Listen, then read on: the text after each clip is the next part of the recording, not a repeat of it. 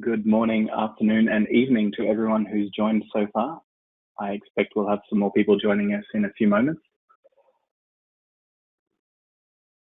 Okay, let's get started. On behalf of the entire SmartCat team, I hope you and your families are safe and well and have adjusted well to the changes we're all having to make right now. And thank you very much for joining this inaugural SmartCat webinar. It's in these webinars we want to share what we've learned with and from our customers from around the world over these last 12 years by taking a bit of a deeper dive into some of the specific areas of fatigue monitoring initiatives that can help your workforce get home safe every day. From a format perspective, please note that everyone except myself is currently muted. I plan to run through a short presentation during which you'll see a panel on the side, hopefully, and that will allow you to post some questions and also to raise your hand.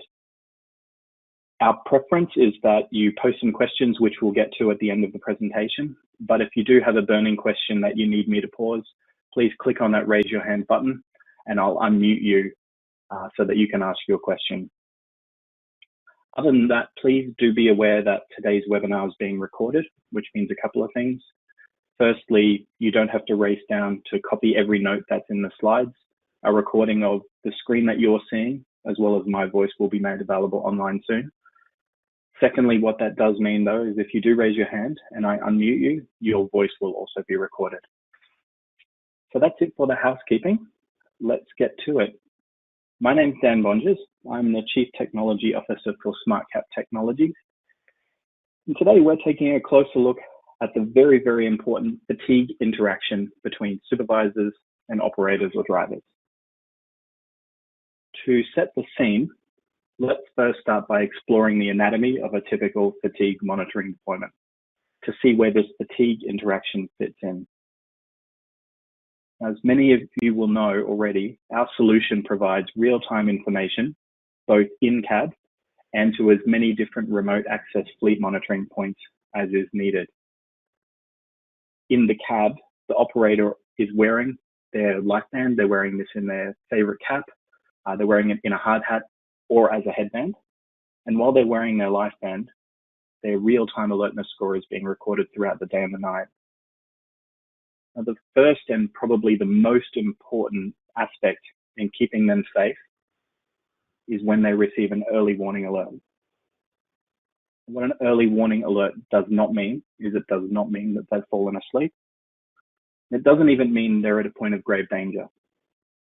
The early warning alert's triggered before they take their 300-ton load and test the limits of your whole road bunding. The early warning alert comes before they start misjudging their stopping distance at the traffic light and rear-ending a passenger car. And it certainly happens before they veer off the highway and have a rollover. If for whatever reason they can't self-manage at that early warning alert, they may progress to a fatigue alarm. And it's this point where typically information is not only relayed audibly and visibly in cab, but the fatigue alarm is also triggered to a viewer of LifeHub. Now, LifeHub is the point at which the business is able to look back at historical data and identify risk profiles. And when we're talking about risk profiles, we're not just talking risk profiles of individuals, but we're talking risk profiles of different highway routes, perhaps certain times within your roster or certain times of day, which are higher risk, and also even the risk profiles of different groups.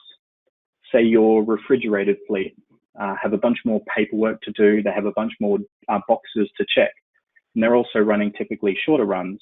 And so what they might find is all that activity helps them maintain their wakefulness throughout their shift. Alternatively, what you might find is that all that activity sets up an environment where the cab of their truck is the only place where they can escape the madness and finally relax. And it's that data that's within LifeHub that's going to give you that sort of insight. What you'll also identify, and what we see everywhere around the world, is that between 4 and 7% of every workforce routinely triggers these fatigue alarms. And those are the individuals that will benefit the most from some assistance. And the process of helping those individuals is going to be a topic of another one of these webinars. Also in LifeHub is where your business is able to configure particular rules. And some of those rules could be when the Life app via their Life display starts giving alarms in cab. But it can also allow you to configure a business rule when the very important intervention point is needed. And this is the point where typically a supervisor or a driver leader is going to interact with the user of the Life van, be it a driver or an equipment operator. This intervention alarm and how that interaction goes is the topic of today's webinar. Now, it's important to remember that when I use the term supervisor, that's a broad term. And what that broad term simply means is any person in a centralized sort of role with a particular level of authority that's going to interact with the individual to manage the risk following the intervention alarm to help make sure it's safe for them to keep doing their job.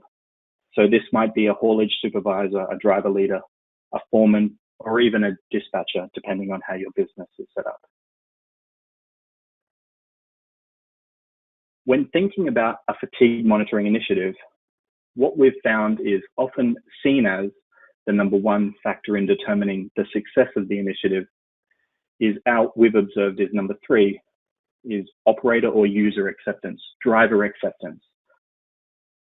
Number 2, which is a close second, is supervisor acceptance. And again, supervisor is that broader term. When you dive deeper and deeper into what drives supervisor acceptance, the number one predictive factor of a successful fatigue monitoring initiative is the quality of that supervisor interaction, which is why it's the topic of our first SmartCap webinar. Now, the quality of that supervisor interaction has a few different aspects to it, but what we've learned over the years is that a quality supervisor interaction is consistent from instance to instance, from person to person. The engagement with the individual is genuine, and the interaction isn't seen as merely ticking a box, but it's a purposeful interaction. So thinking about from your business's perspective, what we're looking to get out of that fatigue interaction, there's some clear goals. The first of those goals, depending on your regulatory environment, is compliance. And so certainly some people in a supervisory role have a regulatory requirement to assess an individual's fitness for work or fitness to return to work. Through using their Life band, fatigue risk has been identified, which has triggered this interaction. And the job then is to assess whether they're safe to get back to work. So this is the minimum requirement of the fatigue interaction. But as with everything, we think it's important to go beyond compliance and to look at this as an opportunity to do some really good things. The first of those things is it's a great opportunity for the supervisor to reinforce your safety culture, to reinforce your culture of care by being engaged with the individual rather than penalizing them for reaching a point of fatigue. More importantly, this is an opportunity for your supervisors to encourage self-management. To progress through to this interaction event, the individual has received several early warning alerts and progressed to a point of fatigue risk via their fatigue risk alarm. And so this is a great opportunity to talk about what they've been doing to self-manage and also what they could be doing better. Finally, it's an opportunity to reinforce the training that the individuals have been given. And as I said, give them some guidance as to what they can do moving forward. And we've observed this fatigue interaction in a very good way over the years. We've seen customers do this fatigue interaction exceptionally well. We've seen customers where there's some room for improvement. And when we talk to the supervisors who seem to do it best, one quote came to mind, which was a driver leader out of Moberly, Missouri, who simply said, the key to success here is understanding people. And that kind of feels like a bit of a cliche right up there with the 10 aspects of being a good leader on LinkedIn. But when you dive into what he meant by this, what he meant is you've got to think about the person you're talking to, and that's going to drive how you talk to them. And so when we're talking about the delivery of this interaction, what gets said and how it gets said, we need to understand the perspective of the driver, the perspective of the operator. But when we as business leaders are coaching our supervisors to deliver this interaction, we need to understand the supervisor's perspective, which is what we're going to go through now. Now, when we're giving these perspectives, we're not saying that every single operator or every single driver is the same. We're highlighting some particular examples to illustrate how you might cater the interaction around those. One of the things we've seen is the most problematic is when the driver or equipment operator takes on a defensive posture. And so this is where it's in their mind that the fatigue alarm that's been triggered is a sign of personal weakness. They've failed. They've done the wrong thing by getting to a point of fatigue, and you're there to highlight the fact that they've failed. That's obviously not the message we want to reinforce, but that can be the perspective they come into this interaction with. One of the other challenges that can bring about a defensive posture is the disconnect between what we all use to assess how fatigued we are, which is feelings of tiredness, versus the more accurate and scientific approach where we're detecting this risk of an unintended sleep, the risk of a micro sleep via our life band. And so if it's an instance where a person genuinely got to a point of risk, but they didn't feel tired, that can bring about an even greater feeling of defensiveness. More common than both of these two combined is the concern that this fatigue alarm, if this is to continue with further fatigue alarms, might bring about some discipline that could lead to people losing their job. And so an operator with a defensive posture might be concerned that their job is at risk if this continues. We've also seen individuals take on an offensive posture, and they might blame your business for letting them reach a point of fatigue. The reason I got fatigued today is you keep pushing me too hard and not giving me enough breaks. The reason I'm fatigued today is because the coffee machine's broken and you guys still haven't fixed it. The offensive posture can also be taken, especially with the older members of a workforce, when they feel like they don't need assistance, they don't need additional tools or controls to manage fatigue because they've been doing this for a long time. And so by taking on this position of, I've been driving trucks for 25 years, I don't need technology to tell me when I'm tired, is what your supervisors can face as a perspective from the operator. Switching now to the supervisor and the perspective, they can come into your fatigue monitoring initiative, and more specifically into this fatigue interaction, is that this is just another thing to do. A fatigue alarm's been triggered, an interaction's required under your process, but they're already overworked. And so this is a point of frustration for them, and we need to be aware that they might be feeling a little overworked. Supervisors might also be feeling a little bit out of the loop. They are the front line for everything. They're the bridge between our workforce and our management procedures and policies. And even though they're the front line for everything, oftentimes they feel like they're not in the loop on how everything works or where they need to go. This particular next point is more pronounced if you're in a particular regulatory environment where there's a regulatory requirement to assess fitness to return to work. And this is where supervisors might carry the perspective that they no longer feel empowered to subjectively assess as they've been doing for years and years, because they're now saying the technology must be picking up on something. Who am I to say otherwise?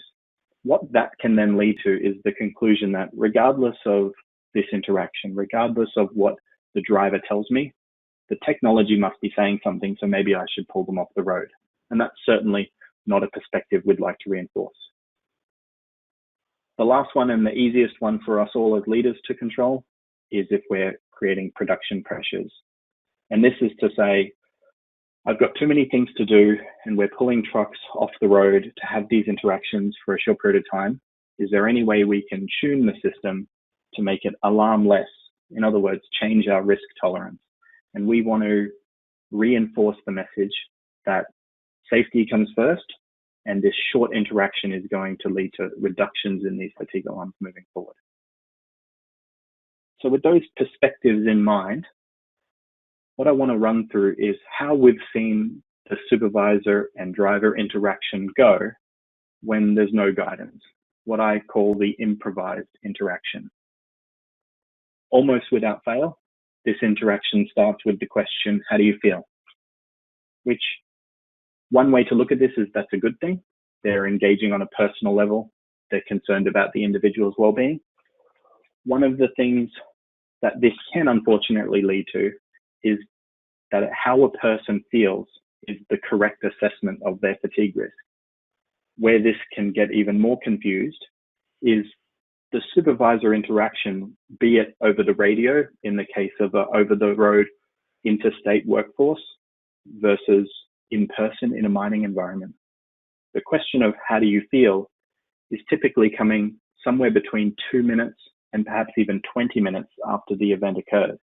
And so how do you feel now really dismisses what we're most interested in is what the person was doing and what their fatigue risk was when the alarm went off. Often this improvised interaction also is very, very mechanical, and it comes with a typical checklist. And so this checklist is informal or formal risk assessment that tends to ask questions like, how much did you sleep before you started today's shift? How much alcohol did you drink in the last 24 hours, and so on. And this can give the impression very much that they're attempting to solve the riddle. Let's see if with a few questions we can figure out why today's alarm went off. And this very much comes across as a clinical tick and flick approach, as here's what we have to get through before we can get you back on the road. An improvised interaction, and what I mean by that to be more clear, is when no coaching has been provided, also tends to be applied very inconsistently. Some supervisors will do it very differently to other supervisors, and a particular supervisor might do it differently depending on their mood of the day. What we do know is that an improvised interaction, because of that inconsistency in the clinical approach taken, can certainly lead to negative outcomes. If the supervisor is giving the impression that they're just doing their job and they don't really care, drivers and equipment operators can certainly take on the perspective, and we've heard this before, if they don't care, why should we? And that very, very strongly discourages a focus on self-management, which is what we're trying to encourage. So this is a look at how the interaction plays out typically when there's no coaching provided. Many of our customers, with our help or on their own, do this very well. And so when we take the best bits of all of them and define this as the best practice interaction, I kind of want to show how that plays out. And this is a little idealized, but the important thing to take away from this is I'm playing out the different aspects that we've observed seem to be the best practice for this interaction. And so how a supervisor might engage a driver or operator after the opening pleasantries is they say something like, I want to start by thanking you for following our process. Making sure you're safe and that we're managing fatigue risks is a priority for us. So I appreciate you working with me on this. Thanks for pulling over safely. Thanks for doing your job. Now, the reason we're having this interaction is because you've received, for example, a second fatigue alarm for your shift. Now, that doesn't mean you've done anything wrong. It's simply that we've detected some risk and we wanted to respond appropriately. Now, as your supervisor, I've got a small amount of paperwork that I have to do later. And that's going to include asking you some questions about your preparation for shift. It's not that we're trying to figure out why the alarm went off. We both know that fatigue is complicated. And while we might get some idea about today's alarm, our main goal is deciding whether it's safe for you to return to work today and agree on some actions to keep you safe. Okay, so we've seen that fatigue alarms are preventable, and you've had some early warning alerts today before you got to that point. So I'm most interested in asking you one question. What were you doing to self-manage before those alerts went off? Now, at this point, this is where you very much would go off script, because it's going to very much depend on what the response is. In some cases, the response will be, I did nothing, and that can be greeted with a, that's okay. Here's some ideas moving forward. The driver might tell you what they have been doing, at which point a supervisor might say, here's some other ideas for you to try next time. But the key point here is whatever their response is about what they've been doing to self-manage, it's to encourage further self-management and give them plenty of ideas. That's practical guidance. There is, again, under certain regulatory environments, a formal risk assessment that needs to be done, but it's actually a good idea in every environment to conduct a risk assessment before sending people back to work. And that risk assessment can be to identify some additional controls that they might put in place, and that could be, let's schedule in an extra break, or when you get to this next town, how about you step out and stretch your legs?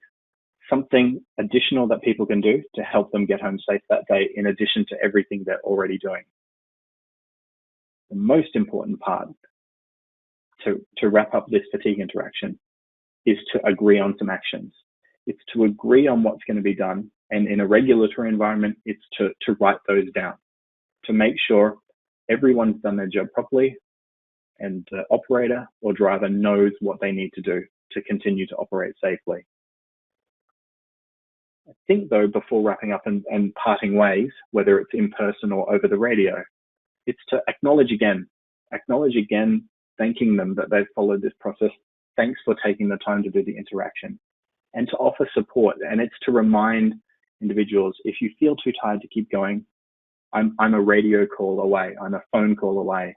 It's to say, we're here to help you get home safe, and it's to encourage them to reach out if they need help.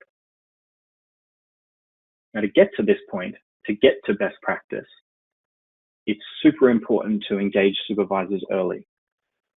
Not to the point where tests have been run, everyone's been handed their life band, procedures have been signed off on, and now we engage the supervisors. Engaging the supervisors as early as possible is a really important aspect.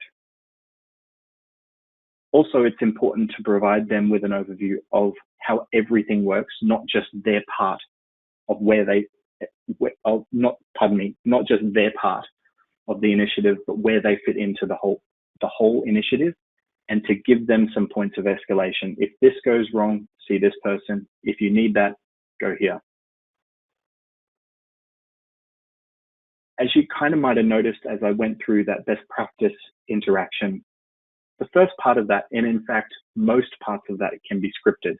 And so we've found it highly beneficial to engage with supervisors, work together on a script. Let's come up with a script that works for our team in our business. And you don't have to do that alone.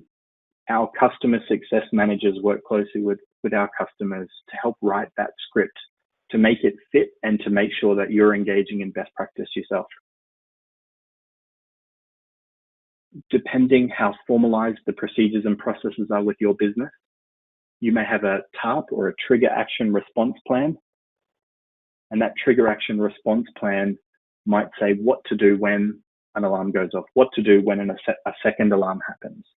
And to engage with supervisors and not to make them feel overwhelmed, it's really important that that TARP be simplified as much as possible, but also very clear what their responsibilities are.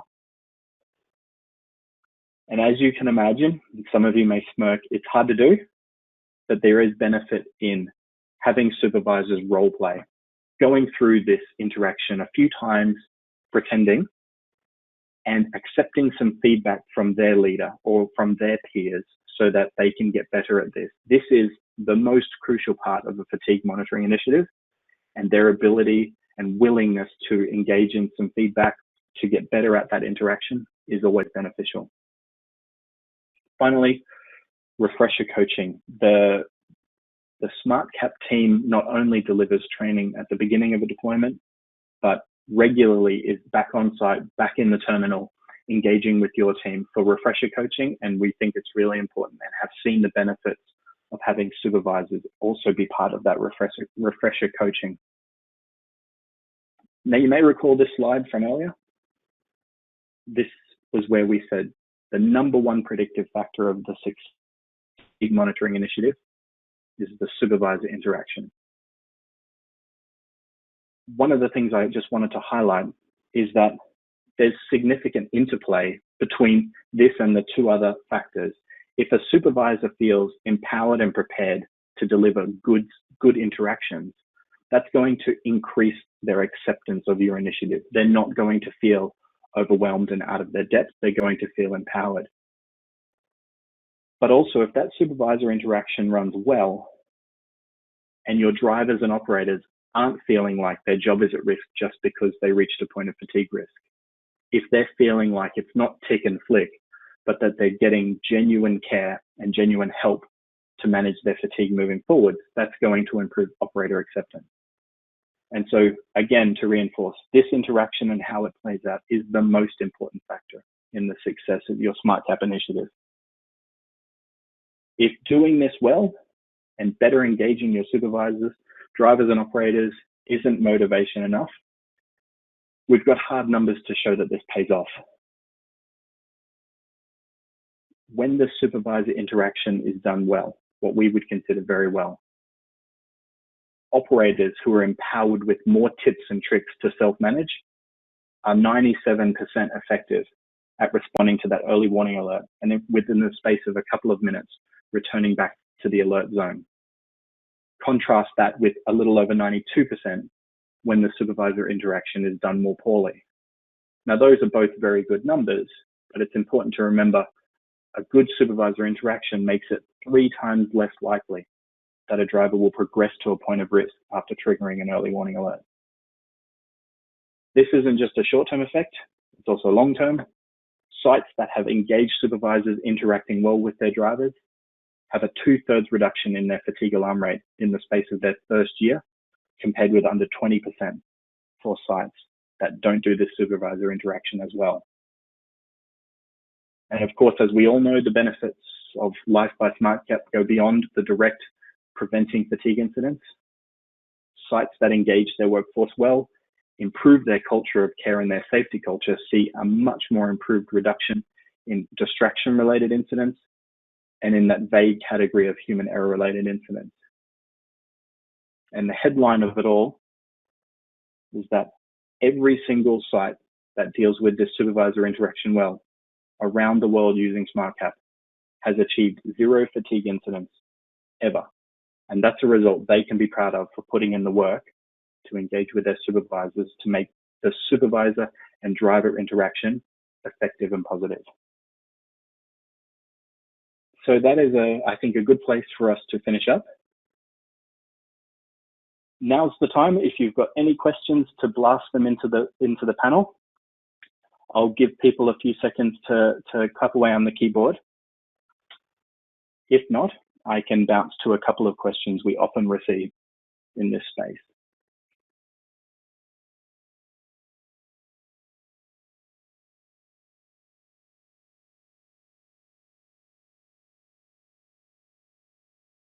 The most common question we get is, how often does this happen?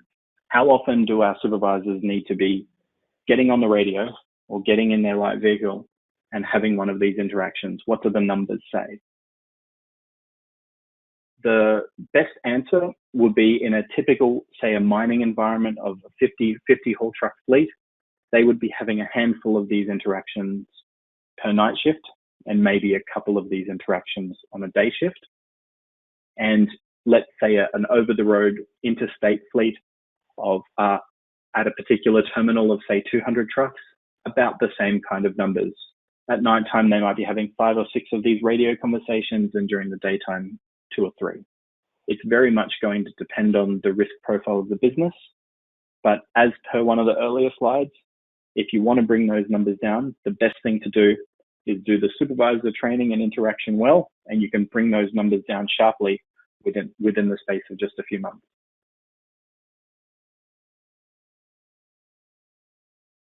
What's the impact? And this is obviously a loaded question. What's the impact of quality interactions? You've seen what the numbers say. What we also see and feel when we're on site, when we're at a terminal, what we feel is when management and supervisors have opened up their minds to engaging with the workforce well, into doing these interactions well.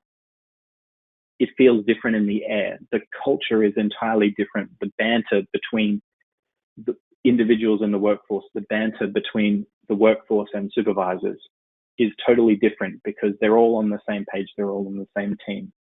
Because this isn't seen as a point of discipline, it's seen as a point of support. We've often been asked at, say, loading yards with forklift operators, in a mining environment where often the interactions are in person, is can we replace these with just an over-the-radio conversation? The answer is yes, you can. In person is more ideal. It feels more personable, but in addition to that, depending on your radio system, digital or analog, sometimes radio conversations are recorded, and that means people are less willing to open up to share what's going on in their life and what might have been the cause of today's alarm. So if and where possible, an in-person interaction is ideal, but our customers in over-the-road transport and in mining have seen just as good a benefit doing these remotely via radio or telephone. Since there are no questions on the board, I will leave it there and thank you all for your time.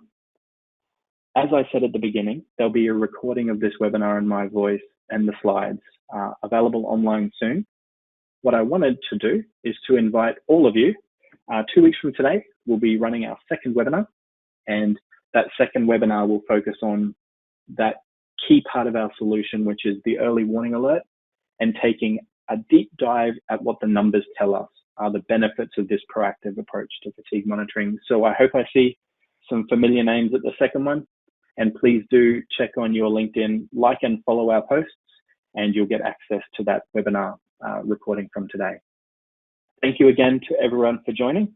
If there's nothing else, what I will do is I'll end the recording now and wish you all a very good evening or day. Thank you.